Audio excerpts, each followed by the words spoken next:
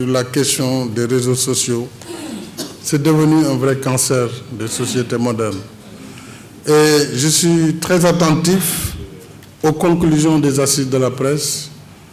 L'État lui-même a engagé une réforme, mais nous voulions attendre vos conclusions pour intégrer le tout dans une loi qui devra passer pour réguler de façon sérieuse les réseaux sociaux, Internet, puisqu'aucune société organisée ne peut accepter ce qui se passe aujourd'hui chez nous.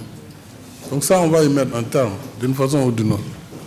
Alors j'attendrai avec donc beaucoup d'intérêt vos conclusions et nous verrons comment très rapidement finaliser cette loi sur la régulation des réseaux sociaux et de l'Internet, d'abord pour des questions de sécurité nationale, d'abord, et pour des questions aussi de respect de la concorde nationale, de respect de la dignité des personnes, pour ne pas laisser les gens sous l'anonymat du clavier passer leur temps à insulter d'honnêtes citoyens comme ça de façon gratuite. Ça, ce n'est pas possible. Et on va y mettre un terme, très clairement. Donc, je salue l'effort du SYNPICS dans ce cadre et vraiment, je vous encourage à terminer ce travail. Il est vrai aussi que dans le secteur de la presse, il y a beaucoup de difficultés. Et le secteur de la presse, du moins les entreprises de presse, sont avant tout des entreprises qui ont des obligations. Une entreprise, qu'elle soit de presse ou de tourisme ou d'aéronautique, c'est une entreprise qui est régie par les lois, qui régissent le secteur de l'entreprise. Et de ce point de vue, elles sont tenues de respecter les lois et les règlements. Alors, donc là aussi, j'espère que les éditeurs sont là.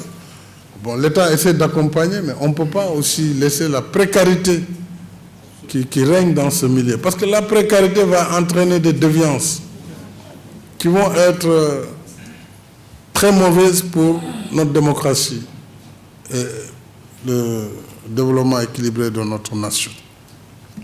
Là aussi, nous pourrons voir avec les professionnels ce qui est possible. Puisque 29 quotidiens, dans un petit pays comme le Sénégal, c'est de l'anarchie, tout simplement. 29 quotidiens d'abord, personne n'a le temps, sauf à ne rien faire à longueur de journée, pour lire 29 quotidiens. Ça vous prend une journée, ou tout au moins une demi-journée. Donc une demi-journée sans travail, pour lire quoi des quotidiens. Donc c'est un problème. 450 sites, c'est pas possible. Donc, il faut que nous revenions à des fondamentaux. Et à ce niveau, je pense qu'il y a des efforts à faire d'abord de la part des professionnels. Ensuite, l'État peut travailler pour accompagner dans le bon sens. Et pour ce qui concerne l'ostracisme syndical dans les médias publics, j'avais demandé au ministre de la Communication de réunir les 3 directeurs généraux concernés pour voir exactement l'état de négociation des syndicats avec leur tutelle et justement pour me faire le point. J'avais compris, c'est ce qu'on m'avait dit la semaine dernière, qu'au soleil les choses avaient évolué, ce qu'on m'avait dit. Bon, donc je note que peut-être la situation est restée entière, mais en tout état de cause, j'instruis le ministre de la Communication de voir avec ses directeurs pour qu'on tourne la page de cette situation.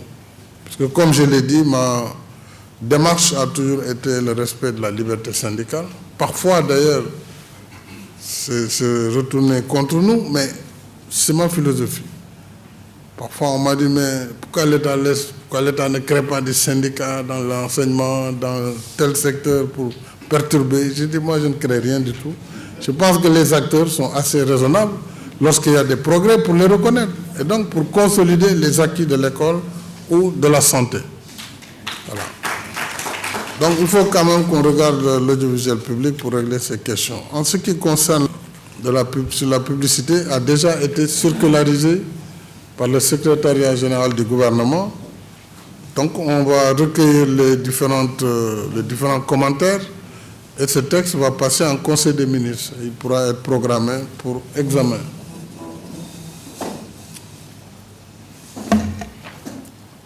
J'avais noté quand même dans la première lecture que dans ce texte, il était stipulé dans l'article 12 du projet, en son alinéa 7, qu'aucun annonceur ne peut travailler directement avec un éditeur ou un diffuseur, que le passage par une agence ou une régie était obligatoire. Évidemment, j'avais dit dangereux. Mais j'attends le retour. Mais nous soutenons la réforme et nous verrons très bientôt comment la finaliser.